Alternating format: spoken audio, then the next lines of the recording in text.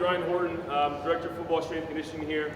Aiden Riley, Devin Wiltshire are other two full-time strength coaches that we get to work just with football, which at our level is kind of unique to have a staff of 3 that gets to work with football only. One of the ways I was able actually to get Coach Riley here, he was at another school in our conference and was working football and also working 2 other sports in addition to football. And if you've ever been in that position, that is a lot of work and a lot of hours and a lot of time. So I was fortunate enough to be able to get him over here with us. Before I get started, who at their school runs or at least helps run the weight room? Just show of hands. Okay, good deal. All right, so as I was kind of thinking through like what I would be able to talk about that would hopefully maybe add a little bit of value to you guys is I wanted to talk about progressions a little bit. I think progressions are, so first off, I'm an Olympic lifting philosophy guy, right? That is a hill that I'm willing to die on. We clean here, we snatch here, we jerk here, we do variations of all those different movements. I believe that the more explosively that I can extend through my hips, knees, and ankles, right? The higher I can jump, the faster I can run.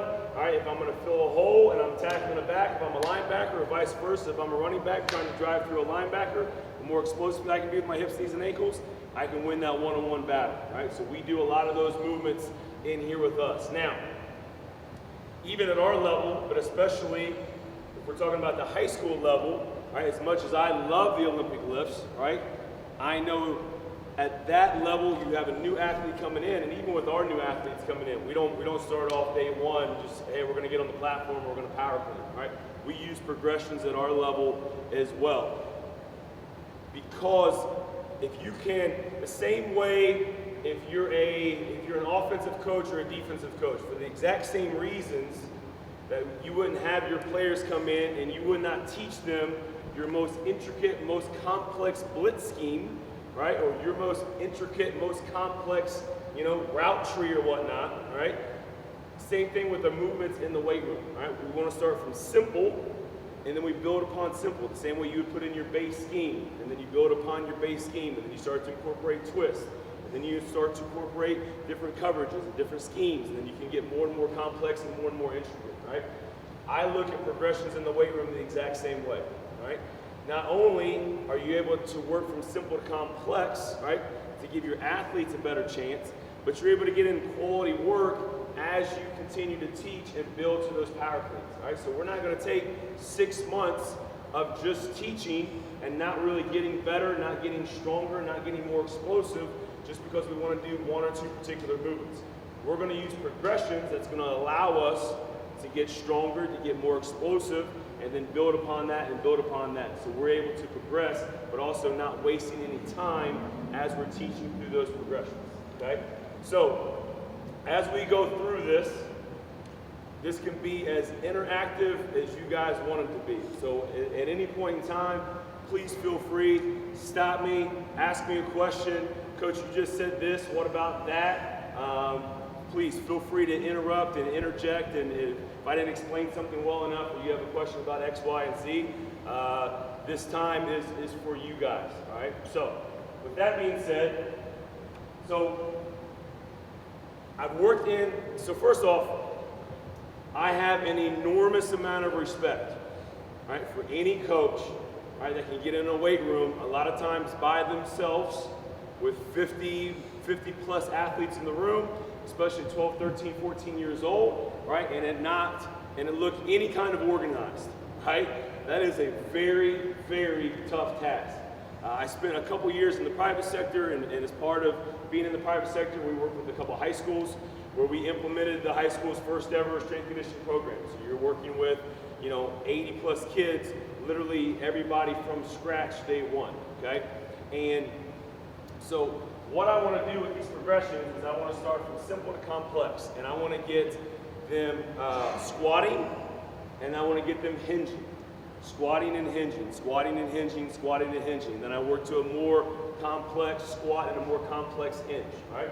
So just to jump into it, so where I would start, right? So this is basically where I would start with a group of 8th graders, right? And then as we progress into your freshmen, sophomore, junior, seniors, and with this type of progression, you can start off with 8th graders, and by the time that you have maybe some of your more advanced sophomores, and then your juniors and seniors, you can have a room full of athletes that are very proficient with any of the Olympic lifts that you're wanting to incorporate within your program, all right? So for starters, all right, we're gonna start off very, very basic. Our squat, we're gonna start with a goblet squat. It can be a kettlebell, it can be a dumbbell, and all we're teaching is just the baselines of being able to squat, all right? Being able to load from in front, hands underneath the dumbbell, all right? Chest up nice and big, and all I wanna teach there is how to hinge at my hips and how to bend at my knees, all right? So we use a term called elevator and escalator, all right? So escalator goes back and forth, right? Escalator goes this way. So the first thing I want to do when I'm going to hinge into my squat is I'm going to drop my hips back, and then I'm going to go elevator, and I'm going to go down, okay? Feet flat, chest up nice and tall, working the parallel, right? And with a dumbbell, it's as simple as you can get. You can have 50 kids start doing this at one time, and even if Johnny over there looks absolutely awful doing it, he's not going to get himself hurt while he's doing it, okay? And then with our hinge, you have a couple of different options, right? Probably dependent upon what you have equipment-wise to work with, right? Kettlebell swing, I really, really like for teaching a hinge for a lot of the same reasons that goblet squat works. You can start off with some light weight, right? Back nice and flat, shoulder blades pulled back, slight bend in the knee, hinging back at the hip, right? And just driving forward and back. Super, super simple, right? But I'm learning, right, how to pull my shoulder blades back, how to bend the knee, and how to hinge in my hip properly, all right, with good body positions. It can be a kettlebell swing, it can also be a medicine ball throw, right? Medicine ball throws is something we use with our guys even after they've progressed on and we're doing full cleans and whatnot. But it's the same thing, you're learning that body position, but my shoulder blades are pulled back, core's nice and tight, slight bend in the knee. I'm gonna hinge back at my hip, right? And I'm gonna drive up. And if you watch Coach Riley, as he gets to the bottom of that position, right, what we're teaching, right, this is gonna lead to him having a barbell in his hand, right, and that's the same position that we're gonna hang clean or power clean out of, right? So you're teaching them from day one, right, with something easy like a medicine ball, something safe like a medicine ball, but you're teaching them the same body position that they're gonna use down the road, right, when we go to clean, okay? Now, you don't have kettlebells, you don't have medicine balls. By the way, kettlebells, you notice we don't even use one of our kettlebells. You can use dumbbells for those as well, right? You can just be as simple as just doing jumps, okay? You can get in that same body position, shoulder blades pulled back, slight bend of my knee. I'm here, okay? Jumping up and through, and I'm landing, okay? That's good landing mechanics anyway for your guys. That's a good thing for them to learn anyway. But if I'm in this position, and I'm learning this position just with my body weight, all right, this is going to end up progressing to me having a bar in my hand. All right, and if I'm getting comfortable with that position, all right, it's just going to lead me down to my next progression, right? And as we're going through this, all right, I'm getting a little bit old, so I left myself a little bit of a cheat sheet, okay? As you're going through these reps, reps, reps, reps, reps, reps are your friend, okay? With our guys, we generally never go anything over a set of 5 on hardly anything. All right, we'll do lots of sets of stuff, but we keep everything, a lot of triples, a lot of sets of 4, a lot of sets of 5, because we're trying to work in that power and that strength window. As you're teaching, and as you're going through teaching progressions, reps are your friend. For the same reason, reps are your friend on the football field. The more a guy does something, the better he's going to get at it. All right, so if you have them coming in, and you're doing goblet squats, and you're doing kettlebell swings, and you're going 4 or 5 sets of 10 and they're getting 40, 50 reps, they're going to naturally get better at it than if you're doing 4 sets of 5 and they're only getting 20 reps. Right? They're getting an extra 20 reps week 1, week 2, week 3. By the end of the month, they've hit an additional 100 reps. Okay? And that's going to help with their technique. Just the more they do it, the better they're going to get at it. All right? For that reason, we start all of our lifts with some type of a complex, some type of a barbell complex. All right, we'll do a snatch complex that consists of a hang, muscle snatch, okay? And then we'll go behind the neck press, and then we'll do an overhead squat, okay? Just with the barbell, 5 reps, 5 reps, 5 reps. We'll do 2 sets of that, all right? We'll start that, it's considered as part of what we call our movement prep.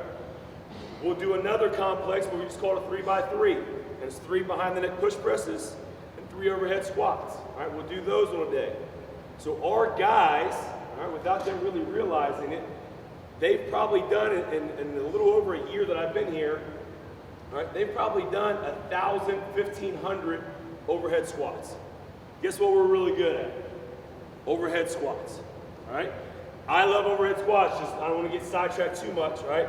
But at the beginning of your lift, if you want to know if somebody's tight, if someone's favoring one side or the other, or something doesn't look quite right, especially even in season, have them do an overhead squat. If there's any type of mobility issue, you're going to find it really fast in an overhead squat, okay? So it's a point of emphasis in our program. We put it in our complexes, and we get reps at it, right? We do a Javoric complex, where it's an upright row, and it's a hang, or it's a clean grip hang muscle snatch, all right? It's a squat to a press.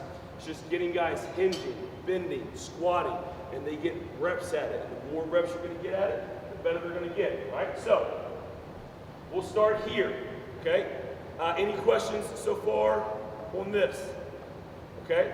Now, before I move on, each of these progressions can take as long as you like, right? There is no right or wrong on whether should I do this for 2 weeks and then do this for 4 weeks and then do this for 2. It can take as long as you like, right?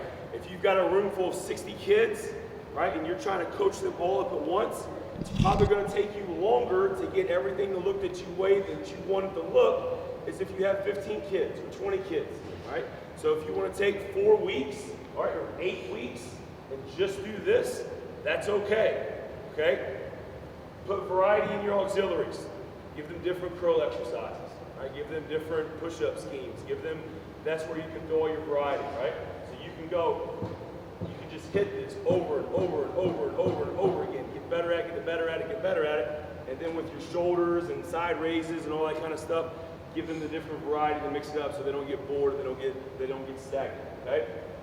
So from here, we're gonna move on to a zombie squat and a trap bar deadlift, right? So a zombie squat, right, is a front squat without using my hands, okay? So what it's gonna teach me how to do, all right, it's gonna teach me how to position the bar on my shoulders, all right, how it's gonna be up close to my neck, okay?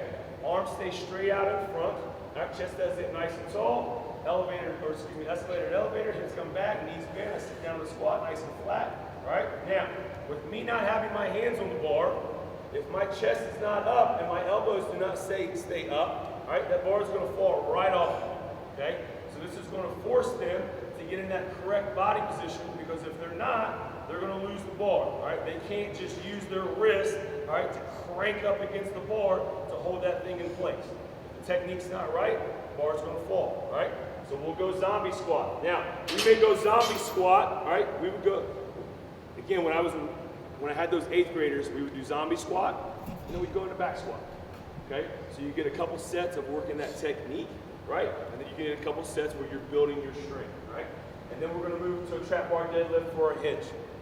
The reason I really like trap bar deadlifts, if you have trap bars, right? I know some of you guys may not have trap bars, is for the elevated handle. The elevated handle is gonna lift them up off the ground a little bit. It's gonna make it a little bit easier to get in that starting body position, okay? So it's gonna require a little bit less mobility, but all I'm working on is my feet are nice and flat. It should be about hip width apart. My hips should be higher than my knees. Shoulders should be higher than my hips, all right? Should have a steel rod going down the middle of my back, all right? My lats are engaged. I'm pulling my shoulder blades down and back. Eyes should be focused either right here on the floor, just in front of me, or eyes straight ahead, all right? A lot of times, especially with younger athletes, cueing them for eyes straight ahead is a little bit easier than having eyes focused down and forward. Right? It's going to be a little bit more of an advanced technique, okay? And then from here, arms are nice and straight. I'm just driving my feet to the floor, standing up nice and tall, okay? Now, once we've gone through there, zombie squats, trap bar deadlifts, okay? And then we're going to touch on this really quick because of the trap bar with the elevated handle makes it a little bit easier to get in position. You do not need to be, all right, even at our level, I think a lot of strength coaches try to also, be physical therapists, try to also be athletic trainers, try to also be diagnosticians and all that kind of, I don't know if that's a word, but if you get somebody in a position and they look tight, right, they look uncomfortable, it doesn't look right? Please do not feel like you have to be able to diagnose what the issue is. Well, is it thoracic? Or, I've heard like Achilles, tight Achilles could end up being in body position. Is it his hips? Is it this? Is it that? All right? Don't have to get them in a body position where they look good, they look comfortable, and they look, if I just elevate, if I take an athlete that's here, if I can just, whether I have blocks, whether I have extra pieces of flooring, or whether I stack up bumper plates on the ground, if I just elevate them off the ground, all right, eventually they're going to get to where they're in a good body position. If you have a really tight athlete, it may be starting up pretty high, right?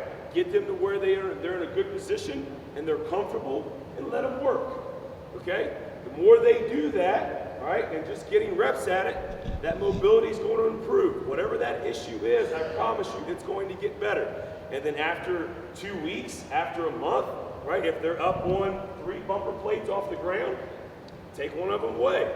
See how they look. Do they look better? Awesome. Let them run with 2 bumper plates for a little bit up off the ground, right? Or if you have lifting blocks or whatever you have available to you.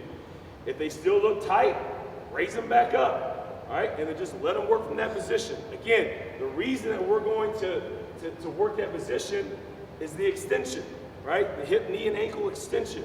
If I start a little higher, I start a little higher. If I'm able to get a little bit lower, that's great too, okay? Just get them in a good position and let them work, okay? Once we're done here with zombie squats and trap bar deadlifts, all right, we're gonna start moving into front squats, and then we're gonna start with a deadlift with the bar, and then we're gonna turn that into a clean pull after a few weeks, once we think that deadlift looks really good, all right? So with our front squats, all right, so now, all right, I'm actually able to use my fingers on the bar. Now, I tell all of our freshmen when they come in, I'm gonna tell you straight up ahead of time, this is gonna hurt.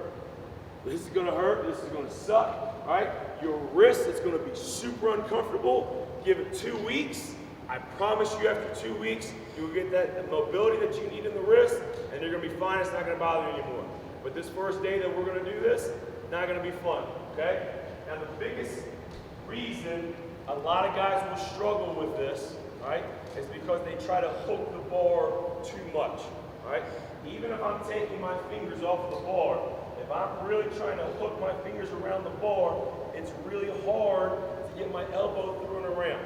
I want to release the bar, all right? So where all my fingers are doing is resting just underneath of the bar. All right? All they really should be doing is helping them from roll forward off the shoulders. And if they've just been doing zombie squats, where they weren't allowed to use anything, all right? Just those 2 fingers barely under the bar, all right, they're going to think that's the greatest thing ever, all right? It's going to feel super solid, super stable, right? So the squat doesn't change, all right? The only thing that's really changing is my hands, okay? And then we're going to move from the trap bar deadlift into a barbell deadlift, okay? So now with the barbell, I'm a little bit lower to the ground, all right? I'm overhand grip, okay? Knuckles should be facing down towards the ground, okay? Because I want to remove any kind of slack out of my body, right, before I pick up. Slack real quick. Okay? If my knuckles are here, all right, this is one of the biggest mistakes our guys make. All right, if my hands are here, okay, when I go to pull, I'm going to do that. So what I'm doing is I'm creating slack. And any kind of slack, no matter where it comes from, is going to pull me loose, right? It's going to pull my back loose, it's going to pull my shoulders loose. So I want knuckles down, because I want to take away any kind of slack potentially that I can have in my body. Okay? I want to pull tight against the bar, and again, it's the same body position that I was in the trap bar, I'm just a little bit lower to the ground. And like we talked about a minute ago, if you got a guy that goes from the trap bar to goes to the barbell, and all of a sudden he don't look quite right, find something to slide underneath that, whether you have blocks, whether you have plates, whatever you have available to you, right? But I'm still hip width apart with my feet. Okay, arms straight, hips higher than my knees, shoulders higher than my hips, still rod in the back. All right, lats, pull back nice and tight, shoulder blades down, eyes either just in front of me on the ground, all right, or straight out in front, okay?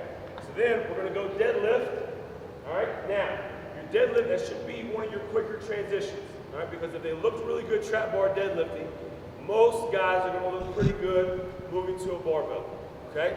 Then, we're gonna progress that to a clean pull. All a clean pull is, basically, right, is an explosive deadlift, right? So my pull from the ground, my body position stays the same, but we talk to our guys, one of the cues that we use is when the bar crosses the knees, it doubles in speed. All right, when the bar crosses the knees, it doubles in speed. All right, so as it gets above the knee, I'm going to get a rapid triple extension of the hips, knees, and ankles, and I'm going to finish with a big, aggressive, explosive shrug at the top, okay? And we rep that. And to be honest with you, if you don't feel comfortable with your room getting to the rest of this right here, if you've got your guys front squatting and you've got your guys clean pulling, right, you're in a pretty good spot, right? You wouldn't have to go any further down that board, and you're going to get a whole heck of a lot of really, really good development just having your guys front squatting, having them clean pulling, throwing in some med ball throws, right? Some heel ramps, some sprints, okay? Some good press-ins, some pull-ups, right? And you're good. All right? You're going to get a whole lot of development. One of the best things about younger athletes, right, is you can do just about anything, they're going to get stronger. Right? Just about anything. Right? You can do goblet squats and push-ups and sit-ups and some pull-ups, and those guys are going to get stronger. Right? But at the same time, right, the reason I think this is so important, and especially making each progression take as long as you need it to, is such a critical point in their development. Right? What they're being taught as an 8th grader, as a high school freshman, as a high school sophomore, that is setting the foundation for what they're going to be doing for the next 8+ years of their athletic career, and probably what they're going to be doing for the next 20, 30, 40 years of their life, okay?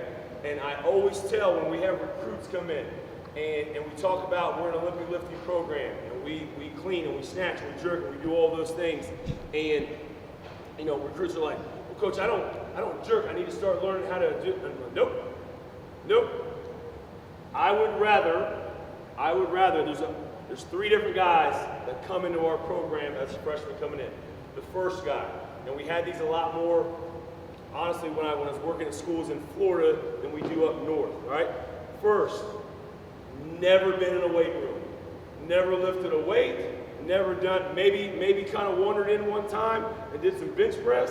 When I worked at a couple schools in Florida, we had schools that when the hurricane, I think Hurricane Andrew had come through, they never rebuilt the weight room, right? Some of those guys that we got there, when they came in our weight room, it was literally the first time they'd been in a weight room, right? Didn't know how to do anything. It was awesome. They had no bad habits, right? And we got to teach them everything from scratch, right? Number 2, a guy that comes from a really good program, right? Whether it's a really good high school program, whether they went to a private facility, they've been taught how to do things correctly, they walk in, and you're like, okay, well, let me see you do this, let me see you do that, let me see you do that, that looks awesome, that's awesome, and you start progressing them a lot faster. The hardest guys are the ones that come in with really, really bad habits, right? Either they were just trying to figure out things on their own, right? They weren't taught how to do stuff correctly, they were kind of just, you know, I know we want to squat a lot of weight, and I know we want to do this, right? But the foundation wasn't there, and then you've got to, 1, break them down from an ego standpoint, right? Because all of a sudden when they find out that they don't really lift the weight that they think they lift, right? That's a whole hurdle that you got to get over. But then also breaking all those bad habits from technique-wise, right? Whether it's knees caving in, back hunched up, right? Wanting to catch my cleans like this, right? And then you've got to, those guys are the ones that when they first come in take the longest, right, to be able to get them up and running, okay?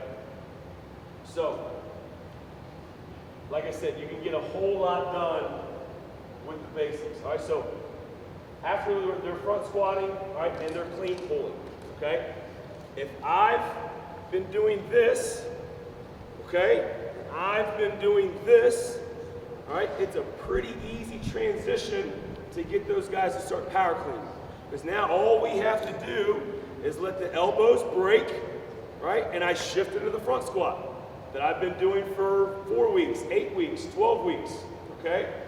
Even with our guys coming in, right, this is going to be, by the time we get to here, right, we're probably looking at least 4 weeks, right? And those guys may have already been power cleaned, okay?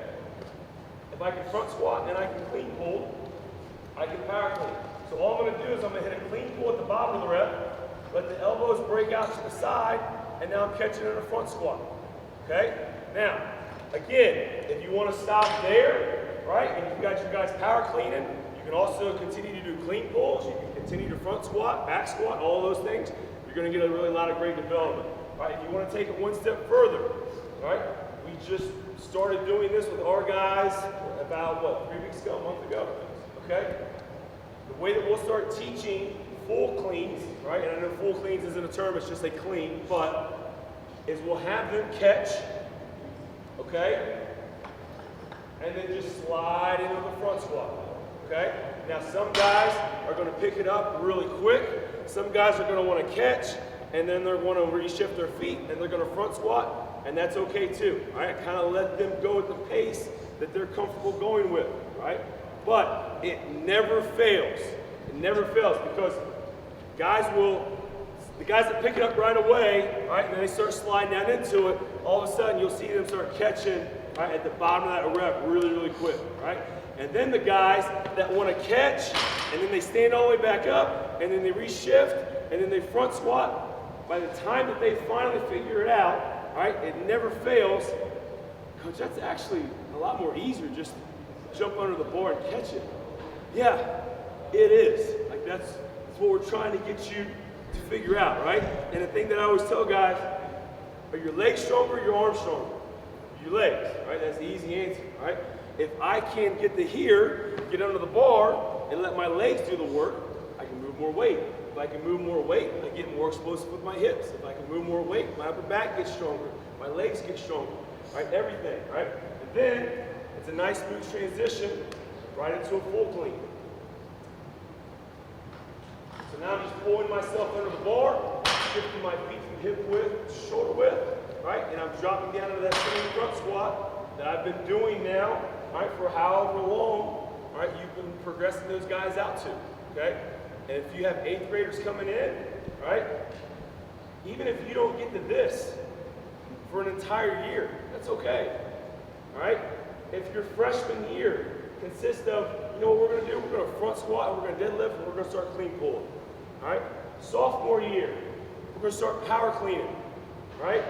And they're going to look really good almost right away because, right, your foundation has been built.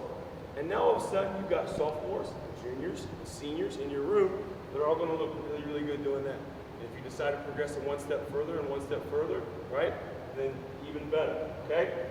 One of the things I want to touch on, and then I want to take, we've got a little bit of time, I want to take some questions. And it can be questions on this, or it could be questions on anything whatsoever, on what we do, how, why.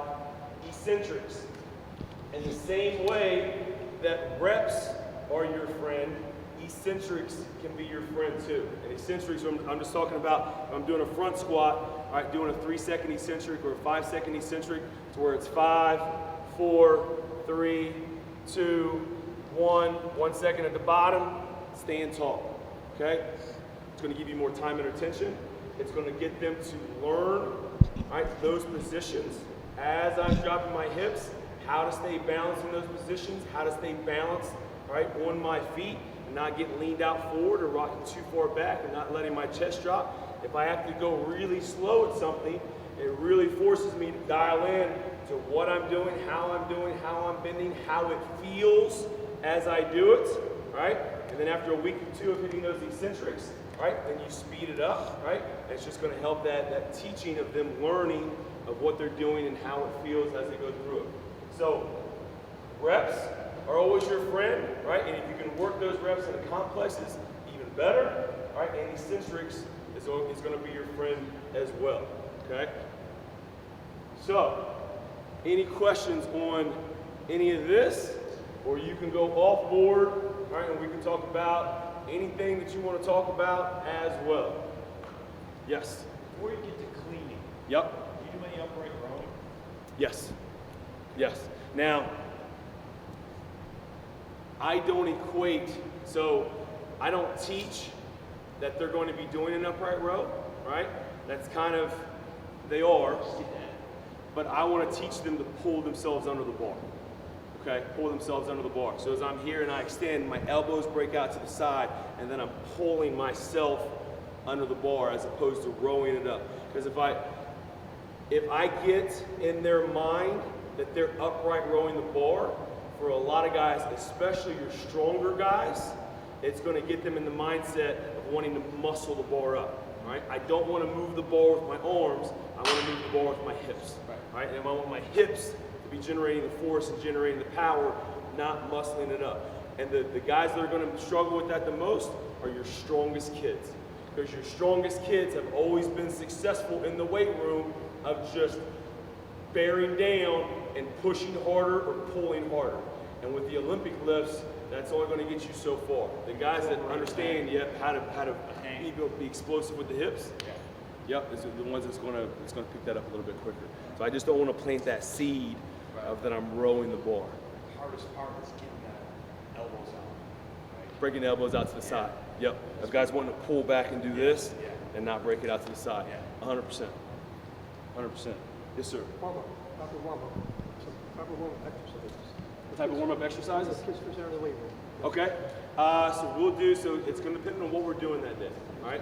But within our warm-up, so with our warm-ups, you've got 10 minutes to warm up, okay? And if you're just doing general physical preparation, so what I mean by that is if your warm-up, all it consists of is jumping jacks and bodyweight squats and doing some push-ups and a set of crunches, and then we're rolling, you're missing out on an opportunity. With us, I mean, I'm sure you guys are the same way. We are very, very limited by care hours. We get 8 hours a week, and now the way that the off season is set up, 2 of those hours a lot of times goes to football. So we've got 6 hours. If you're lifting for 4 hours, all right, and you're doing speed for an hour, and you got 4 10 to 15 minute warm-ups, there's your 6 gone just like that, okay? So within our warm-up, to answer your question, we'll do a lot of mobility work, a lot of hip mobility. We'll do some hurdle work. We'll do cars where I'm sitting on the ground, right? And I'm doing hip mobility work there. It's a lot of shoulder, prehab, rotator cuff. We'll do a lot of core within our warm-ups, but it's usually always based upon what we're doing that day, right? So if we're going to be Olympic lifting that day, it'll be a lot of glute activation. It may be banded mornings to get the posterior chain prep. It may be some lateral band walks to get some glute activation. It may be what we call monster walks, where we take a green band and we just anchor it to the bottom of the rack.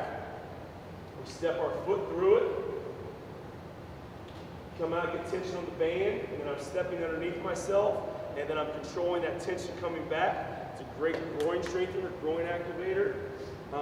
If it's a squat day for us, it's probably going to be hip mobility. If it's a bench day for us, press day, that's where we're going to be doing some of that shoulder care, some of that shoulder prep. It may be scap push-ups, it may be handcuffs, laying on our stomachs, it may be rotator cuff work with a band, but it's going to be, most of our warm-ups are going to be anywhere from like 8 to 12 minutes, and it's going to be focused on what we're going to be doing that day with our big compound movements. Yes, sir. Well, what type of verbal cues do you give when you're going through the whole feeding process? Obviously, you said you want to protect who's getting under the bar, catching it down low. Some of these younger guys, you said not to row. Are there any cues kind of step by step you got to do that flow, or it's kind of like breaking it down? It's a great question. So we'll teach it, whatever cues work for you, we try to keep our, number one, we want to make sure that your entire staff, the question was, is there certain cues that we use with our Olympic lifts? The answer is yes. Number one, making sure that your whole staff are using the exact same cues, okay? So if I want my scaps pulled back, my lats engaged, all right, I can use big chest, I can use squeeze the scaps, I can use Superman chest, I can use flat back. There's a number of different things.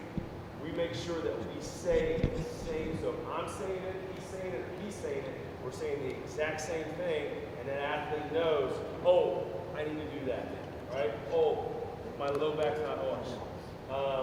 We use a cue finishing your pull. It's probably one of the cues that we use a lot. So with your clean pulls or with your power cleans or your snatches or any of your Olympic movements, all right, we want to make sure that we're finishing, right, fully extended up at the top, okay?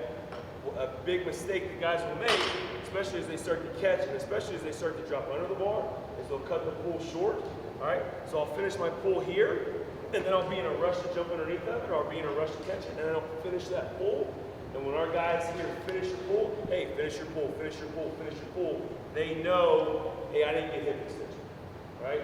So you can, whatever cue that you want to use, as long as it's going to get, when we're lifting in here, it's obnoxiously loud. Obnoxiously loud, right? So being able to have a conversation here with that guy over there, the conversation's not happening, all right? But finish your pull! They know right away, right?